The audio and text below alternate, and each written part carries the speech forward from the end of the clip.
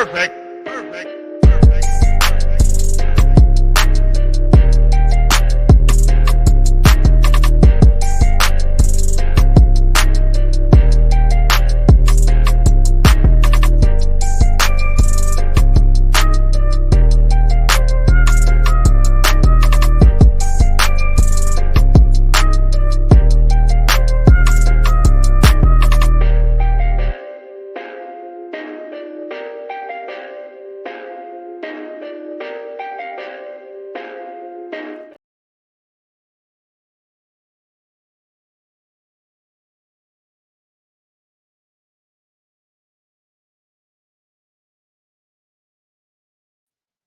Welcome to another edition of SWAC Talk. I'm your tour guide around the SWAC Seawells, and this is the show where we cover the SWAC inside and out. How y'all doing today? Welcome to another edition, and we're gonna continue on this basketball train. We're gonna ride this basketball train for a few more weeks. The season is almost over. After yesterday's action, we have 6 games left, so we're gonna continue to take a look at the standings as they develop. This is a really interesting men's race. So we're gonna look at this pretty much, at least once a week, after after the action takes place each game, to kind of see if anything's changed and kind of start to look at a little bit deeper dive into it with some deeper advanced stats and projections, and start to give projections on the actual bracket itself. So with that being said, man, y'all can check out the socials. Facebook is SWAC Talk, Instagram SWAC Talk, Twitter SWAC Talk 76. Again, doing articles for bustingbrackets.com. I have a weekly power ranking. It typically drops on like Wednesday or Thursday, depending on if I have another article come out. So if you want to see who I pick and place them where in my rankings, check it out on bustingbrackets.com, or you can hit the Twitter account, either any of my other socials, to get that link. My power rankings have been very crazy. Every week, somebody's taking a big jump. Somebody's taking a big fall. So with these last few games taking place, gonna have a lot of changes. So make sure y'all keep it locked in there and keep clicking that button and reading those articles. Also, don't forget to subscribe to the channel, like the video, and comment. So let's go ahead and jump into this. We did a video on this yesterday, but after yesterday's action was kind of crazy. We had some changes in terms of teams rising and falling. So I wanted to go ahead and do another video on this today. We'll probably do I may do a video about after Monday's action, like Tuesday or Wednesday. And then we have another one of these Sunday after next Saturday's action. So this is gonna be one of the things that we have going for the next couple weeks until the tournament starts. So buckle up and get ready for SWAC basketball. So with the action that took place yesterday, there was some changes, and a couple of games really impacted the standings. But we're gonna do this 12 to number 1 and work it that way. Number 12 is still the same, Ness Valley. They're basically out. Again, it would take them winning out and the teams in front of them losing multiple games for them to even have a chance to get in. So when you look at that much chaos that has to take place for you to even be considered for the last spot, you're basically out. So I'm not really gonna waste a lot of time on what Valley needs to do or what they can do. They're pretty much done in this aspect. So not a lot left for them there. The next team we have is Florida A&M. They lost to Jackson State last night. They're 2-10 now, and they're hanging on by a thread. They are 4 games out of the final spot in the tournament. So they really need to stack up some wins, and they need to do them now. I feel like one or two more losses will completely knock them out of the race.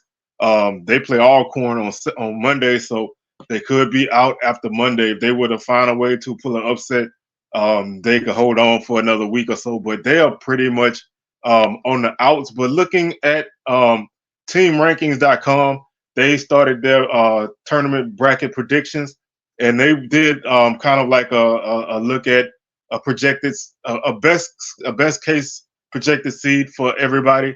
Right now, FAMU, their best projected seed is the 8th spot, and it's going to take a lot of work to get there. But they have right now they have a zero chance of getting there. But that is, that is something that it, the option is there, like on Dumb and Dumber. So you said I have a chance. They still have a chance mathematically, but realistically, they probably won't get there.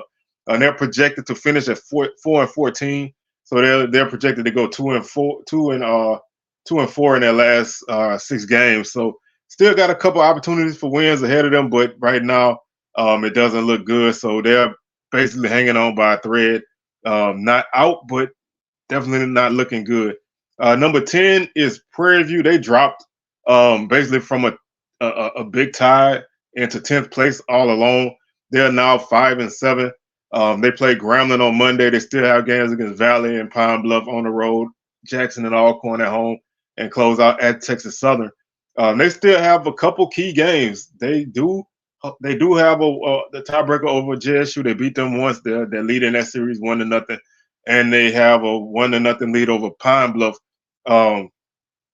And they beat Alabama A&M 1-0 in a basically in a 1-game series, and they lost to Bama State. So they have a couple tiebreakers under their belt, but they're gonna have to do some work to get themselves back in it. And right now, their style of play and team is not really conducive to getting in the tournament.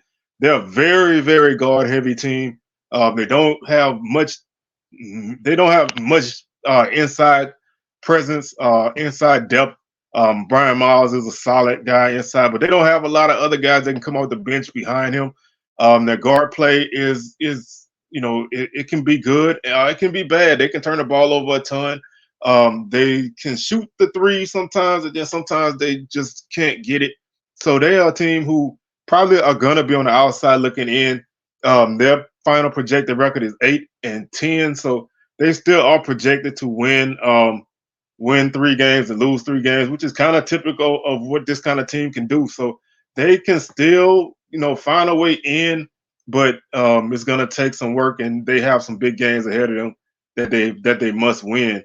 That Grambling game, even though I don't think they have a great chance in that game is huge for them. They need it. You don't really want to lose 2 games at home in a row, so you really need this game to keep pace and just to not lose at home, because I feel like losing at home really damages your chances of getting in the tournament. Right now, there's a 3-way tie for 7th place between Bama State, Pine Bluff, and Bama A&M. Right now, we're looking at A&M. They're at the 9th spot right now. They don't have the tiebreaker over Alabama and over Bama State. The Hornets beat them already once, and they do hold a tiebreaker over Pine Bluff. So when you get into tiebreakers, these teams can jumble around, but right now they're sitting at 9. They still have Pine Bluff on Monday, which is a huge, huge game for standings. They go to Bethune-Cookman and FAMU next week. They get Bama State at home the following week, and they close out at home against Grambling and Southern. So they really need to win. If they want to get in, they need to beat Pine Bluff and they need to beat Bama State. You still have to win some more games, but those 2 games are must wins because those are the 2 teams that you're sitting tied with. You don't want to fall. You don't want to lose the series to Bama State. You don't want to end up with a split with Pine Bluff. So you got to find a good way to make that happen. Right now, their highest projected seed is basically a 7 if you round it up. If you round the number, because it's 6.7, so if you round it, their highest their best finish is like a 7. Same thing with Prairie View, 6.9. So they most likely will finish in the 8th spot or the 7th spot or 9. They probably won't finish lower than 9, but only 8 make it. So after 8, it don't really matter. So they still have a good chance of getting there, and they also have a 15% chance of making the semifinals, which is higher than Prairie View, who has a higher projected seed than they do. So they still have a chance to make some things happen if they get in, but getting in is going to be tough. Their final SWAC record is projected to be 8-10.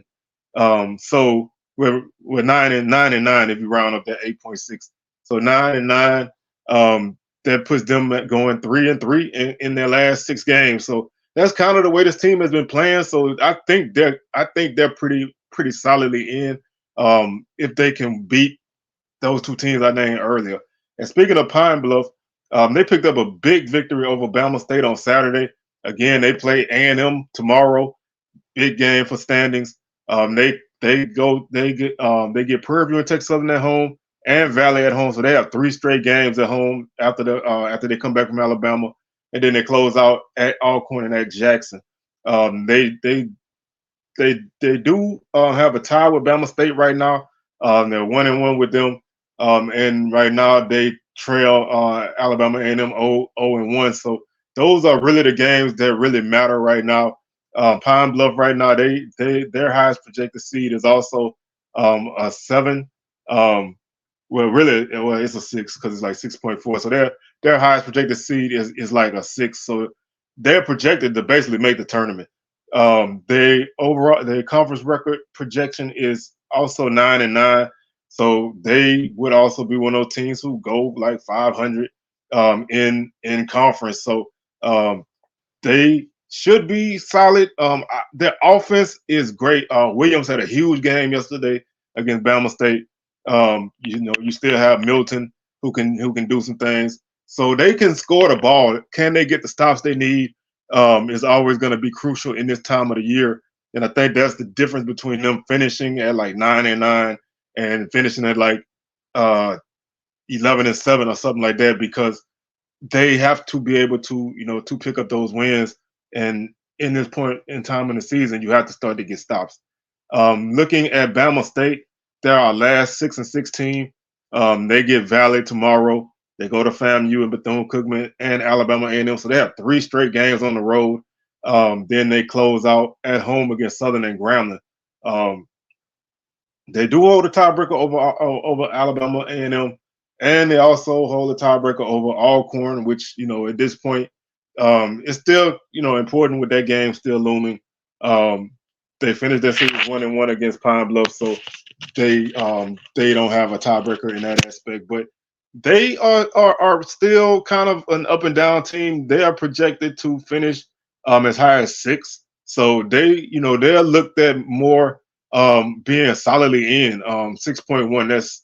That's pretty high for basically for where they're at. And they also have a 34% chance of making the second round of the tournament. So not only are they projected to be comfortably in, they're projected to have some success. They have a 6% chance of winning the tournament.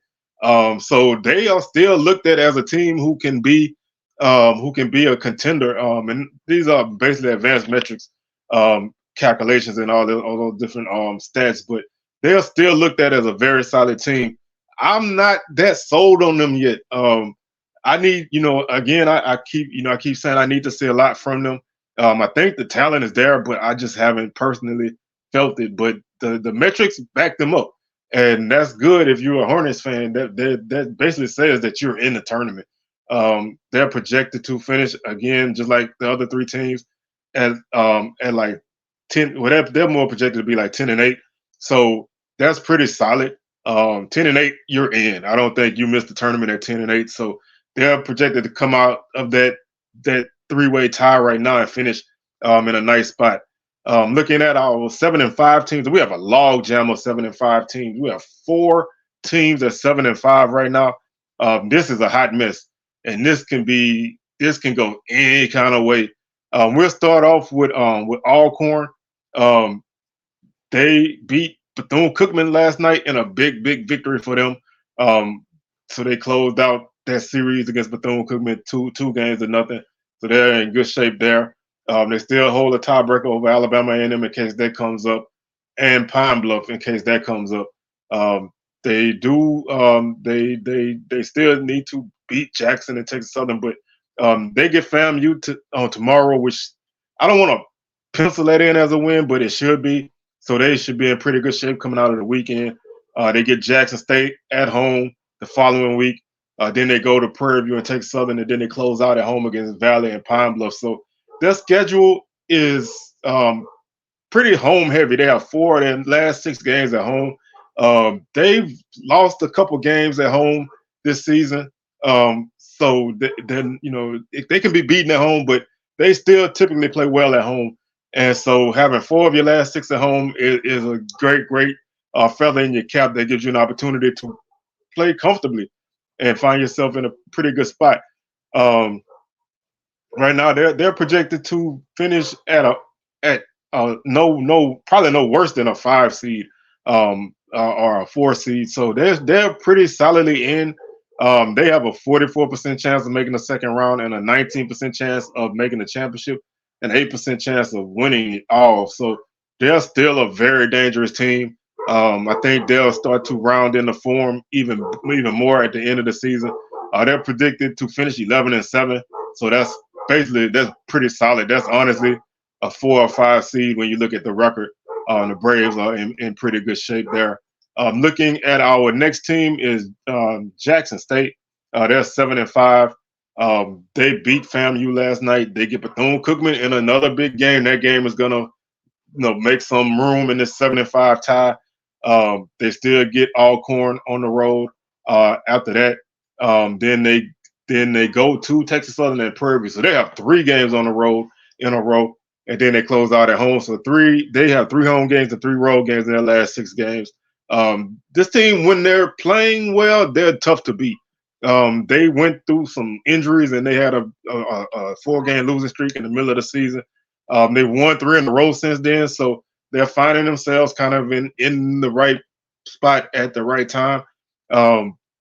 They still have a tiebreaker over Bama State, which they won that series. They still have a tiebreaker over Alcorn, Pine Bluff, Alabama A&M. All those teams they are 1-0 against, so they are in pretty good shape there. They also are 1-0 against Texas Southern, so they have a pretty good chance against the teams who are tied with them. They're playing from ahead against those teams. But right now, like I said, at 7-5 in that log jam, they're projected to finish at highest seed is like a 4. So they're in pretty good shape of making it as well. They have a 57% chance of making the second round, which is the 3rd highest total for anybody. They have a 31% chance of making the championship and a 16% chance of winning it all. So they're still a very, very, very crucial factor in this race. Their conference record is projected to be 11-7. So they should feel pretty comfortable right now. Obviously, reality and stats aren't the same. So any of these teams can finish, in wildly different places. I'm not saying this is the end all be all, but this is where the metrics sit right now. Looking at our next 7-5 team, and that's Texas Southern, the Tigers. March is their time. So where they finish now, as long as they're in the top 8, I think they're a dangerous opponent. They haven't really played consistently this year, but you still have to watch a team like that knows how to win in March. So they still have some guys who played on those teams. Can they put it together? They still have some guys who can score. But they've had some issues. They fell behind big against Grambling, but made a nice run and got back into the game. Ultimately ended up losing. So they play Southern on Monday, which is a huge game for them. Then they go to Valley and Pine Bluff. Then they close out with 3 at home against Jackson, Alcorn, and Prairie View. So they have 4 of their last 6 games at home, which is definitely good for them. The games they really need are at home. They do, their Pine Bluff game is big because Pine Bluff beat them. And with Pine Bluff basically being 1 game behind you, if you fall into a tie with them, you don't want to have them have a tiebreaker over you. So they have a tough schedule to close out. Everybody they play 5 tournament teams, and at least 5 teams who can make the tournament out of their 6 games. So they have a really tough slate, but it can be managed. Having a majority of those games at home definitely helps a lot. They are projected to finish probably no worse than a 4 seed. They can still, it's gonna take some chaos, but they can still finish 3 or something crazy too, but they're probably going to be a 4 or 5 seed unless they fall off. They have a 57% chance of making the semis, a 31% chance of making the championship, and a 16% chance of winning it all. So they are definitely a favorite right now, even though they haven't played the most consistent basketball. They're also projected to finish at 11-7, which puts them in a good spot to make the tournament. Our last 7-5 team is Bethune-Cookman, and out of the 4 teams in this mix, they are the team who probably is going to finish the lowest out of those, at least as far as the projections go. They still have um, four road games to close out the season. They had a bunch of games at home early. They go to Jackson State on Monday, which is definitely a big game. They get Bama State and A&M at home following week. Then they go to Southern and Grambling, and then they close out at FAMU. Now they have beaten Southern, so that's a very important thing for them. In case Southern starts to slide or something, if they can beat them again, they will win their season series. They also have a 1-0 lead over Jackson State. They have a 1-0 lead over Bama State, and they beat Prairie View and Texas Southern. So they have some really solid records against some of the teams who are fighting for tournament spots. So they control a lot of tiebreakers at this point. They did finish 0-2 against Alcorn, so if they happen to finish tied with Alcorn, that's gonna play against them. But they are still sitting in a pretty good spot. The metrics don't really like them a lot though, and that's the thing. They're actually projected as a 6 seed, but they have a 31% chance of making the semis and a 12% chance of making the championship, and like a 5% chance of winning in terms of right now. So they can still, they're not projected as high as the other teams who are tied with them, but they can still be dangerous. They have some guys who can shoot. They're not afraid of the moment in any game. They shoot free throws extremely well. They're number 1 in the conference in free throw shooting. They don't turn the ball over a lot, and they have pretty good size. So they're a team who can win games, but they also can have those moments where they fall behind. They've had a few games where they fell behind big. They were able to complete a couple of those comebacks, and the other ones they couldn't. But they should be in the mix, and they're a team who's pretty solidly in. I don't think, barring anything catastrophic, I don't see them not making the tournament. So they round out that 7-5 group, and then there's a slight separation between the top 2 and everybody else. There's a 2-game difference between the second place and the teams that are tied for third, and that's Grambling at 9-3. Big victory at Texas Southern on Saturday, so they ended up tying that series at 1-1. They hold a tiebreaker over basically everybody else, other than Pine Bluff, who they don't play again, and Alabama A&M. So they will lose one season series, and that's Pine Bluff, because they only played them once. They have a chance to even up the series against Alabama A&M later in the season, but they close out at Prairie View, at Southern. Then they get Bethune-Cookman and FAMU at home, and then they go to Alabama A&M and Alabama State to close out the season. So 4 out of their last 6 games are on the road. Like I said, they have some pretty good tiebreakers. They hold a tiebreaker over Southern, so if Southern drops a game and Grambling doesn't, they finish tied. Grambling gets the 1 seed.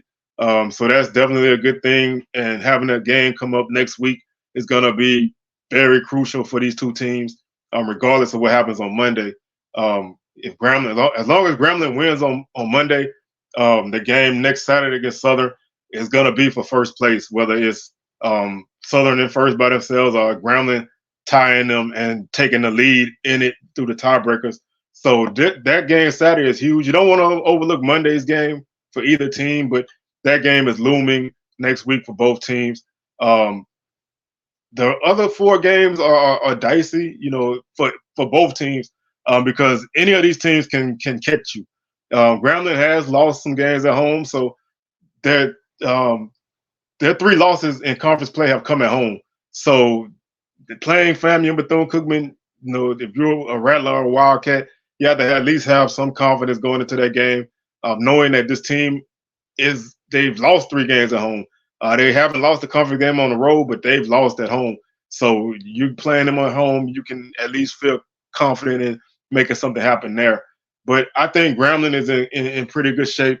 I don't the metrics don't feel as good about Grambling as I do. I still think Grambling's going to win the regular season. I think they have a great shot at winning the tournament itself, but right now they're projected. They're at worst as a 3 seed, and they have a 52% chance of winning the first round and making it to the semis. They have a 23% chance of making the championship and a 10% chance of winning it. I still think Grambling is a little bit higher than that. They don't really have the love from the metrics. They're projected to finish at 12-6 in conference, so they're projected to go 3-3. So that's they're looking at a couple of those games that they'll drop, and so they find themselves in a spot where they're probably going to be number two, unless they beat Southern. Then I think they can finish number one. But I still personally think Grambling is going to find a way to win the regular season. And that brings us to our final team, and that's Southern. They're 10-2. They beat Prairie View on Saturday. They have a tough slate, just like Grambling. They get Texas Southern on the road on Monday. They get Grambling at home, Bethune-Cookman at home, FAMU at home, Bama State on the road, and A&M on the road. All of those games are tough. There is no easy game in that mix, even the FAMU game, because Southern hasn't really, they played some good games, but they still are prone to some slow starts, and sometimes if they get a lead, they can't hold it. They don't really have the ability right now to put their foot on somebody's neck and just squash them like they could have done Saturday. But they've been winning those games now. They were losing those games early, so you kind of see the growth there. But I still think that that team is still rounding in the form, and I don't really I feel like it's going to be tough down the stretch for them with 3 games on the road, and those 3 games are tough. A&M, Bama A&M played them very tough in Baton Rouge. Bama State was a neck-and-neck game for the most part, and Texas Southern was a 7-point low-scoring game the first time the two teams played. So those 3 games are tough, and Grambling is definitely a tough game. Bethune-Cookman beat Southern after coming back from like 15 down, and FAMU put up a fight. So there's no easy game in that mix. Southern has a tiebreaker over everybody but Grambling and Bethune-Cookman, so they are sitting pretty in that aspect. They did win the season series against Prairie View, so they are sitting good in that aspect. They're projected to finish as the 1 seed. They have a 72% chance of making the semis. They have a 46% chance of winning the second round and getting to the championship. And right now they're sitting at a 29% chance of winning the tournament. Still a lot of basketball to be played. I'm not down on Southern, but I'm not that high on them right now. They're projected to finish 14-4, so they are projected to go 4-2 over their last 6 games. So they are projected to drop a couple games in that mix. They have an 83% chance of winning the regular season. Texas Southern is the only other. Grambling is the only other team with a decent chance of winning the conference, and they're at 13.4. So that pretty much does it for this. The next time I come at you, I may not go, into the metrics again. I might just do more of a overview like I did before. But the race is heating up. Tomorrow, after tomorrow, there's going to be a lot of movement, especially in that 3 to 9 range. There's going to be some really, really movement. Hopefully, some of these teams start to separate and break these ties. Once these kind of games start taking place, you're going to start to see these ties start to shrink. And we'll be here for all the action, man. We'll be here for these last 6 games as we get ready for the conference tournament. Keep it locked here. Keep it locked on BustinBrackets.com. Don't forget to catch us on SWAC Smoke live at 6 p.m. Central, 7 p.m. Eastern. And with that being said, man, I'm your tour guide around the SWAC. I'm signing out, and I'm going to catch y'all on the rebound. Peace.